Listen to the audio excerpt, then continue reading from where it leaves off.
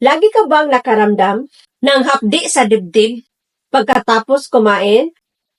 Baka acid reflux na yan. Karaniwang itong napagkamalang simpleng kabag o ulcer. Pero kapag madalas ang pagdighay, panlalamig at parang may umaakyat na asim sa lalamunan mo. Warning sign na yan. Kaya ka nakaramdam ng heartburn, sore throat, at minsan hirap huminga. Buti na lang may Entra, natural herbal drink with 23 botanical ingredients.